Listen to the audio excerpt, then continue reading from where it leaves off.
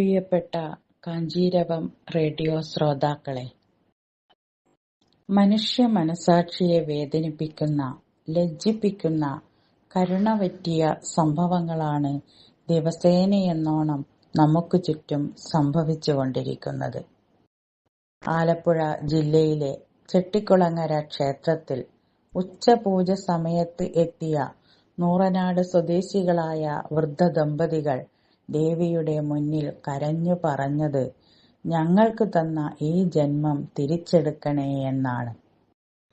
പാർപ്പിടവും ആഹാരപാനീയങ്ങളുമില്ലാതെ തളർന്ന അവശരായ അവർ അങ്ങനെ പ്രാർത്ഥിച്ചിട്ടുണ്ടെങ്കിൽ അതവരുടെ കരളുരുകും വേദനയല്ലേ.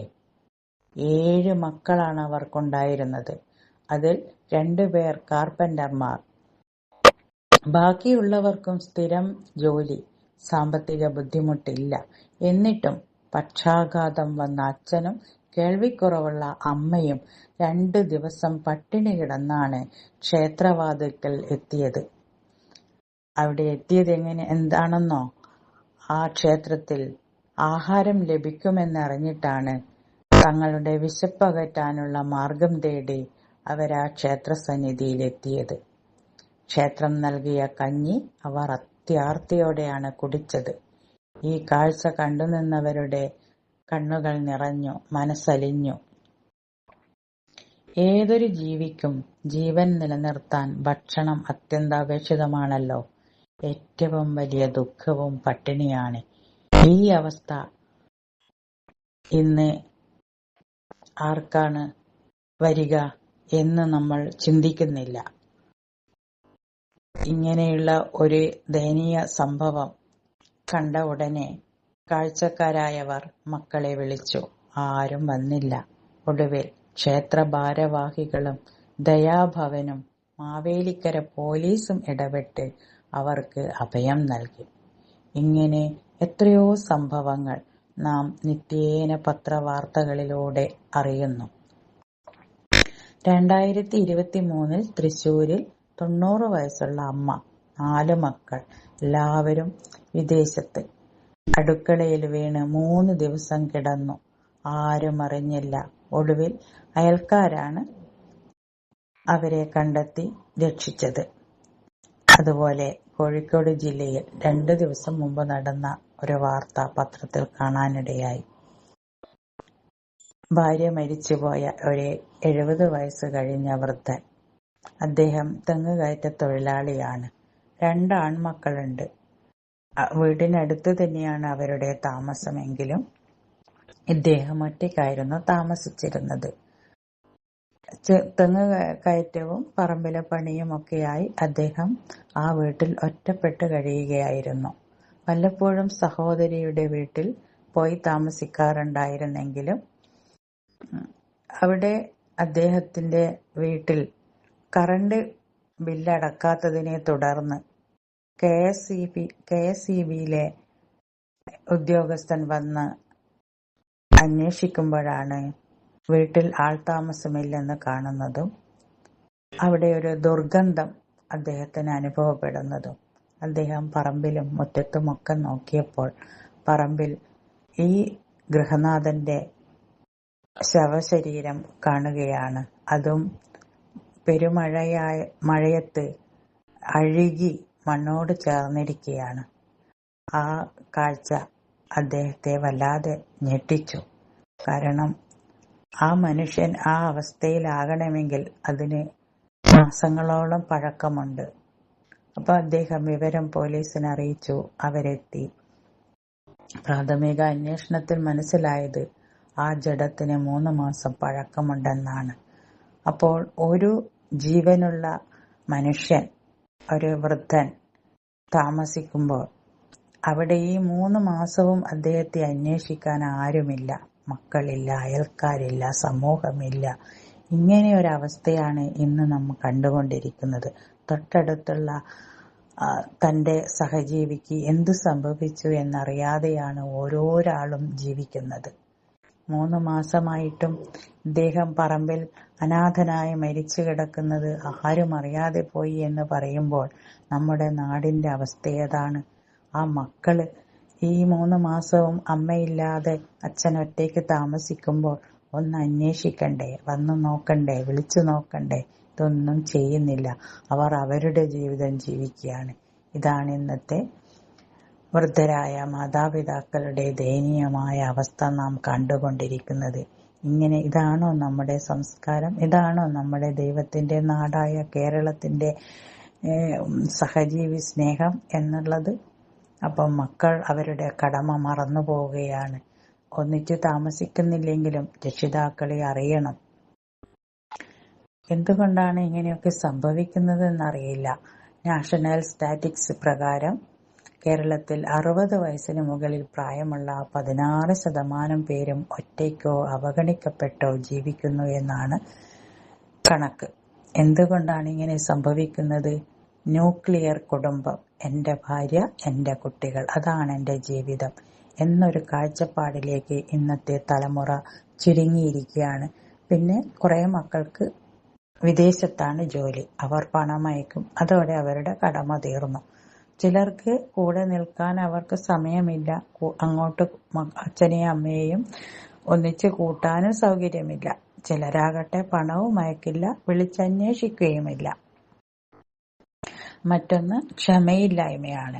പുതിയ തലമുറ സ്പീഡാണ്. അവരുടെ ജീവിത രീതികളും കാഴ്ചപ്പാടുമൊക്കെ ഇപ്പോൾ വൃദ്ധരായ മാതാപിതാക്കളെ പരിചരിക്കുന്നതിനും മറ്റുമുള്ള ഒരു ക്ഷമ അവർക്കില്ല, താല്പര്യക്കുറവ്. അവർക്കൊന്നും മനസ്സിലാകുന്നില്ല, പറയുന്നത് കേൾക്കുന്നില്ല എന്നൊക്കെയുള്ള സ്വഭാവ ദൂഷ്യങ്ങൾ അവരിൽ ചാർത്തി അവര് തങ്ങളുടെ കടമകളിൽ നിന്ന് ഒഴിവാകുകയാണ്. പിന്നെ സമൂഹത്തിന്റെ മൗനവും ഇവർക്ക് സപ്പോർട്ടാകുന്നു. കാരണം എൻ്റെ വീട്ടിലെ കാര്യം എനിക്കറിയാം, നിങ്ങൾ ഇതിൽ ഇടപെടേണ്ട എന്ന് പറയുന്നതിന് നേരെ സമൂഹം കണ്ണടക്കുകയാണ്. ഇതൊക്കെ ആരുടെ ദോഷമാണ്, ആരുടെ പരാജയമാണ് നടക്കുന്നതെന്ന് ചിന്തിക്കൂ. Parents and senior citizens act 2007 section 5 പ്രകാരം മാതാപിതാക്കളെ പോറ്റേണ്ടത് നിയമപരമായ ബാധ്യതയാണ്. വീഴ്ച വന്നാൽ ജയിലും പിഴയും. പക്ഷേ നിയമം മാത്രം പോരാ, സ്നേഹം നിയമം കൊണ്ട് വാങ്ങാനാവില്ല.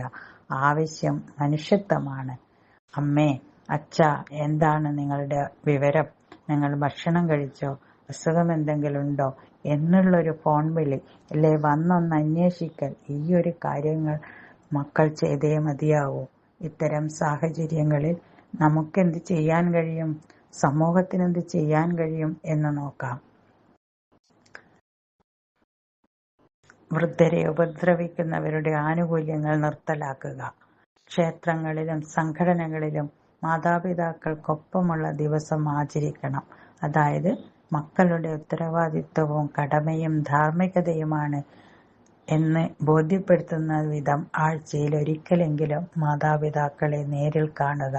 അവർക്ക് സുരക്ഷിതമായ താമസവും വിശപ്പകറ്റാനുള്ള ആഹാരവും ലഭിക്കുന്നുണ്ടെന്ന് ഉറപ്പുവരുത്തിയിട്ട് വേണം അവരുടെ ജീവിതം മുന്നോട്ട് നയിക്കാൻ.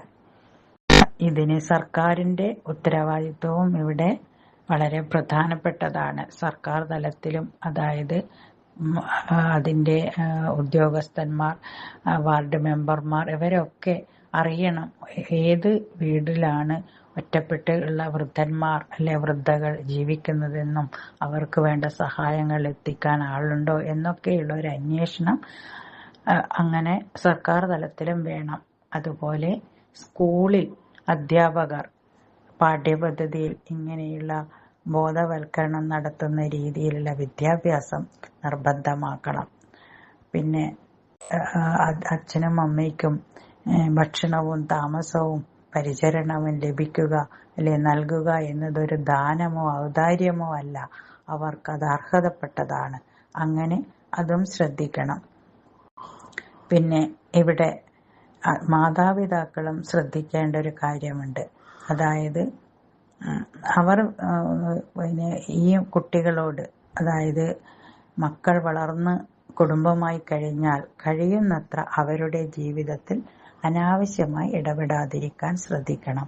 അധികാരത്തിന്റെയും അവകാശത്തിന്റെയും സ്വരങ്ങൾ ഉയരാതെ പ്രസവിച്ചതിന്റെയും വളർത്തിയതിന്റെയും കണക്ക് പറയാതെ അവരുടെ സ്വൈര ജീവിതം നഷ്ടപ്പെടുത്താതെ അവരുടെ സ്നേഹത്തോടും ക്ഷമയോടും ശാന്തതയോടും പെരുമാറാൻ ശീലിക്കണം.